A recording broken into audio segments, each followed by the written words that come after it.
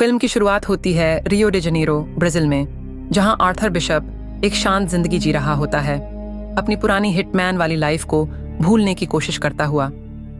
उसने अपनी फेक मौत का ड्रामा कर रखा था और अब एक नई पहचान लेकर एनोनिमस बनकर एक यॉट में समुंदर के किनारे टूरिस्ट्स वाले एरिया में रहता है। हर सुबह वो उठता है, कॉफी पीता है, अपनी फेवरेट म्यूजिक सुनता है और जॉगिंग करने चला जाता है। सेफ्टी के लिए उसने बोट में एक बॉम्ब भी लगा रखा होता है ताकि कोई चोरी की कोशिश न करे। एक दिन आर्थर एक पुराने सी व्यू वाले रेस्तरां में जाता है जहां सब उसे जानते हैं, लेकिन जैसे ही वो बैठता है एक रैंडम लड़की रिने उसके पास आती है और कहती है कि वो उसे बहुत टाइम से ढूंढ रही थी। वो बताती है कि वो एक डेंजरस बॉस के लिए काम करती है जो चाहता है कि आर्थर उसके 3 दुश्मनों को बिना शक के ऐसे मारे कि सब कुछ नेचुरल लगे।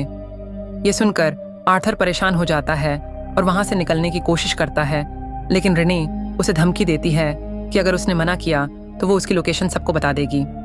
आर्थर चारों तरफ देखता है और नोटिस करता है कि रिने अकेली नहीं है, उसके साथ कई गूंस हैं जिनके पास वेपन्स हैं। जैसे ही रिने उसकी फोटो लेने की कोशिश करती है, आर्थर उल्टा उसकी फोटो ले लेता है और उसे सरप्राइज कर देता है। तभी रिने गन निकालती है, लेकिन आर्थर जल्दी से टेबल उसकी तरफ धक्का देता है और उसे रोक देता है। बाकी के गूंस भी उस पर हमला कर देते हैं, लेकिन आर्थर हीरो है, वो सबको ईजिली हरा देता है। फिर एक मौका देखकर वो एक चलती स्काई ट्रैम की छत पर कूदकर भाग जाता है। रिने और उसके लोग भी उसका पीछा करते हैं और ट्रैम से उसे शूट करने की कोशिश करते हैं। रिने ट्रैम की छत पर चढ़ने की कोशिश करती है, लेकिन आर्थर एक बोल्ड जंप मारकर एक हैंड ग्लाइडर पर कूद जाता है और एस्केप कर जाता है। रात में जब वो अपनी बोट पर वापस आता है तो वहां कुछ सस्पिशियस लोग उसे चेक कर रहे होते हैं। तब वो इमरजेंसी के लिए लगाए गए बॉम्ब्स को एक्टिवेट कर देता है और पूरी यॉट ब्लास्ट हो जाती है। इसके बाद आर्थर अपने पुराने कंटेनर में जाता है जहां उसने वेपन्स, टूल्स, फेक पासपोर्ट्स और फोन्स छुपाए होते हैं। वहां से थोड़ा पैसा लेकर वो थाईलैंड के एक रिमोट आइलैंड में चला जाता है जहां उसकी पुरानी दोस्त मी उसे उसके पुराने हट में रहने देती है। आर्थर हट में एक वुडन फ्लोर का हिस्सा खोलता है और वहां से और वेपन्स निकालता है। अब वो रिने के बारे में इन्वेस्टिगेशन शुरू करता है और उसी फोटो की मदद से पता चलता है कि वो एक डेंजरस क्रिमिनल क्रेन के लिए काम करती है जिससे उसका पुराना और डार्क कनेक्शन है। अगले दिन एक खूबसूरत लड़की जीना मी के बीच रिजोर्ट में आती है ब्रूजेस के साथ। फर्स्ट एड मांगती है। मी को शक होता है, लेकिन जीना कुछ नहीं बताती और चली जाती है। रात को मी चीखें सुनती है और देखती है कि जीना को फ्रैंक नाम का आदमी बुरी तरह मार रहा है। मी डर के बावजूद आर्थर के पास जाती है, जो पहले तो मना करता है, लेकिन फिर बिनोक्यूलर्स से देखकर बोट की तरफ जाता है। फ्रैंक से बात करने की कोशिश में फाइट हो जाती है और फ्रैंक एक्सीडेंटली मेटल पोल से टकराकर मर जाता है। जीना बेहोश हो जाती है। मे उसे शोर पर ले आती है और आर्थर बोट पर गन, पासपोर्ट और फोन में अपनी ही फोटो देखता है। वो घबरा जाता है और पूरी बोट को जला देता है। आर्थर फिर जीना को जगाकर उसका सामना करता है और जब वो कुछ नहीं बोलती तो गन दिखाता है। तब जीना बताती है कि क्रेन ने उसे मजबूरी में ये सब करने को कहा क्योंकि उसके पास ऐसा कुछ है जिससे वो जीना को ब्लैकमेल करता है। जीना बताती है कि वो कैम्बोडिया में ह्यूमन ट्रैफिकिंग विक्टिम्स के लिए शेल्टर चलाती थी, लेकिन क्रेन के आदमियों ने उसके स्टाफ को मार डाला और बच्चों को धमकी देकर उसे मजबूर किया। अगली सुबह आर्थर देखता है कि एक बोट में कुछ लोग उसे ऑब्जर्व कर रहे हैं, शायद क्रेन ने भेजे हैं। आर्थर और जीना एक फेक कपल बनकर थाई कल्चर फॉलो करते हैं ताकि उन्हें धोखा दे सकें। शाम को जीना आर्थर से माफी मांगती है और आर्थर भी अपना पेनफुल पास्ट शेयर करता है कि कैसे वो एक ऑर्फन था जिसे गैंगस्टर ने चाइल्ड सोल्जर बनाया और क्रेन उसका साथ था, लेकिन आर्थर वहां से भाग गया और क्रेन को छोड़ दिया, शायद इसलिए क्रेन अब बदला लेना चाहता है। दोनों की बॉन्डिंग गहरी हो जाती है और वो रात साथ बिताते हैं। आर्थर जीना को एक वॉच देता है जो उसके पापा की मेमोरी है और कहता है कि वो क्रेन को मारेगा, बाकी 3 किल्स नहीं करेगा। तभी अचानक कुछ पुलिसमैन बीच पर आते हैं और उनमें से एक क्रेन का आदमी निकलता है। आर्थर लड़ता है, लेकिन इस बार हार जाता है और जीना को उठा लिया जाता है। आर्थर क्रेन से मिलने के लिए तैयार हो जाता है। क्रेन उसे अल्टीमेटम देता है, 3 लोगों को ऐसे मारना है जैसे उनकी नेचुरल मौत हुई हो, तब जीना को छोड़ेगा। पहला टारगेट है क्रिल, एक आर्म्स डीलर जो मलेशिया की हाई सिक्योरिटी जेल में बंद है। आर्थर एक्सप्लोसिव्स को च्यूइंग गम, शार्क रिपेलेंट को क्रीम बॉक्स और एक हिडन कैप्सूल को सिगरेट में छुपा लेता है। फिर एक फेक आईडी बनाकर खुद को वांटेड क्रिमिनल दिखाकर स्ट्रीट्स में घूमता है और पुलिस उसे अरेस्ट कर लेती है। जेल में आर्थर क्रिल के बारे में जानकारी इकट्ठा करता है और पता चलता है कि उसके आसपास हर वक्त गार्ड्स होते हैं। आर्थर स्मार्टली लंच के टाइम एक प्रिजनर से नाइफ चुरा लेता है और जब कोई क्रिल को मारने आता है तो आर्थर उसकी जान बचा लेता है। इससे क्रिल इम्प्रेस हो जाता है और उसे डिनर के लिए बुलाता है, गार्ड्स को बाहर रखता है। आर्थर इस मौके का फायदा उठाकर क्रिल को मार देता है और उसे ऐसा दिखाता है जैसे उसने खुद अपनी जान ली। रियो, ब्राजील से शुरू हुई आर्थर की कहानी अब एक इंटेंस मोड ले चुकी थी। क्रिल को मारने के बाद बचने के लिए आर्थर ने उसके गार्ड्स को बहाना दिया कि क्रिल पूजा कर रहा है, डिस्टर्ब मत करो।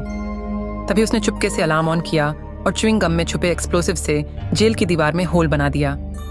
क्रेन ने जो ट्रैकिंग पिल दिया था उसे भी निगल लिया और शार्क रिपेलेंट लगाकर पानी में जंप कर गया।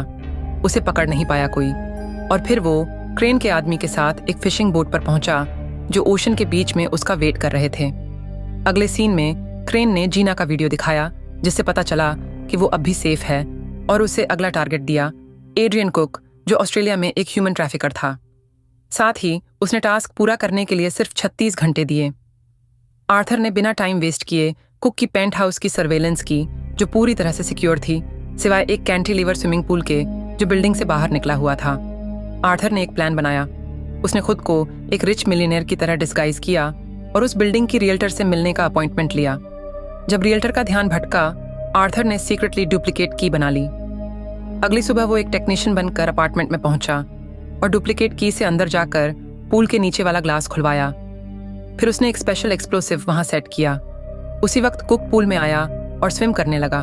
तभी उसने आर्थर को देखा, लेकिन कुछ बोल पाता उससे पहले ही ग्लास टूट गया और उसकी मौत हो गई। क्रेन ने यह सब न्यूज में देखा और आर्थर की चालाकी देखकर खुश हुआ। बाद में एक वीडियो कॉल में जीना ने चालाकी से विंडो के पास खड़े होकर आर्थर को बोट का हुल नंबर दिखाया। आर्थर ने तुरंत बोट कंपनी को कॉल करके उसका लोकेशन ट्रेस कर लिया और हेलीकॉप्टर हायर करके वहां पहुंच गया। साथ में एक बैग फुल ऑफ टूल्स भी ले गया। बोट पर स्टेल्थ से एंटर करके उसने एक एक गार्ड को चुपचाप खत्म किया, लेकिन जीना को बचाते वक्त वो पकड़ा गया। क्रेन खुद आया और वार्निंग दी कि फिर से कोशिश की तो जीना को मार दिया जाएगा। फिर क्रेन ने तीसरा और आखिरी टारगेट बताया मैक्स एडम्स, एक अमेरिकन आर्म्स डीलर जिसकी फोर्ट्रेस हेविली गार्डेड थी। आर्थर ने जब थोड़ा और जांच किया तो पता चला क्रेन ये सारे किल्स करवा रहा है ताकि उसके कंपटीशन खत्म हो जाए। फिर भी आर्थर ने प्लान जारी रखा। पहले एडम्स के एक गार्ड को दूर से शूट किया, फिर इमरजेंसी हेलीकॉप्टर में छुपकर फोर्ट्रेस में एंटर किया। अंदर पहुंचकर जैमर से कैमरास बंद किए और गार्ड्स को क्वाइटली एलिमिनेट किया। पूरा बिल्डिंग अलर्ट पर आ गया और एडम्स को पैनिक रूम में ले जाया गया, लेकिन आर्थर ने लिफ्ट को मैल फंक्शन करवाकर उन्हें डिले कर दिया। एडम्स जब पैनिक रूम पहुंचा, आर्थर पहले से वहां वेट कर रहा था, लेकिन उसने उसे तुरंत नहीं मारा। इंस्टेड एक डील रखी कि दोनों मिलकर क्रेन को खत्म कर सकते हैं। एडम्स मान गया और दोनों ने मिलकर उसकी डेथ फेक की। कुछ समय बाद जब एडम्स अपने सबमरीन्स इंस्पेक्ट कर रहा था, आर्थर ने एक बॉम्ब सेट कर दिया जिससे एक्सप्लोजन हुआ और वो डूबने लगा। लेकिन आर्थर पहले से प्रिपेयर्ड था। उसने उसे ऑक्सीजन टैंक देकर सेफ बीच तक पहुंचाया। न्यूज में ये दिखाया गया कि एडम्स अंडर वाटर एक्सप्लोजन में मारा गया। इसके बाद आर्थर ने क्रेन को कॉल करके बताया कि तीसरा किल पूरा हो गया। क्रेन को शक हुआ और उसने बॉडी देखने की डिमांड की। आर्थर ने कहा सबमरीन में जाकर देख लो। क्रेन ने अपने लोगों को भेजा और आर्थर ने वहां लीथल ट्रैप्स लगा दिए थे। एक एक करके क्रेन के आदमी मारे गए या ट्रैप में फंस गए। क्रेन को अब आर्थर की ताकत का अंदाजा हो गया था। डर के मारे क्रेन ने जीना को बेट की तरह बोट के बाहर खड़ा कर दिया ताकि आर्थर बाहर आए। आर्थर ने पानी के अंदर से आते हुए जीना को देखा और गार्ड्स पर हमला कर दिया। जीना ने भी मदद की, लेकिन घायल हो गई। आर्थर ने उसे इमरजेंसी पॉड में सेफ भेजा और बाकी सबको खत्म करके क्रेन से फाइट की। क्रेन ने बोट में बॉम्ब एक्टिवेट कर दिया, लेकिन आर्थर ने उसे एक एंकर चेन से बांध दिया। कुछ ही पल बाद बोट ब्लास्ट हो गई और सबको लगा दोनों मारे गए। दूरी से जीना सब देख रही थी। उसे लगा आर्थर ने खुद को बलिदान कर दिया। वो कैम्बोडिया लौट गई और बच्चों के साथ अपना काम फिर शुरू किया। कई महीने बीत गए और एक दिन अचानक आर्थर सामने आ गया, बिल्कुल ठीक जैसे कुछ हुआ ही ना हो। जीना हैरान रह गई। दूसरी तरफ एडम्स क्रेन के बोट की जांच कर रहा था और उसे एक डाइविंग बेल का वीडियो मिला, एक ऐसा चेंबर जिसमें हवा होती है, जिससे आर्थर एक्सप्लोजन से बच गया। इम्प्रेस्ड होकर एडम्स ने वो फुटेज डिलीट कर दी ताकि आर्थर की आइडेंटिटी सेफ रहे। मूवी इसी सीन के साथ खत्म होती है। आर्थर और जीना अब क्रेन की ग्रिप से आजाद थे और उनके रिश्ते की नई शुरुआत हुई, एक ऐसी जिंदगी के साथ जो अब सिर्फ होप और पीस से भरी थी। और यहीं पर हमारी मूवी खत्म हो जाती है। Thanks for watching.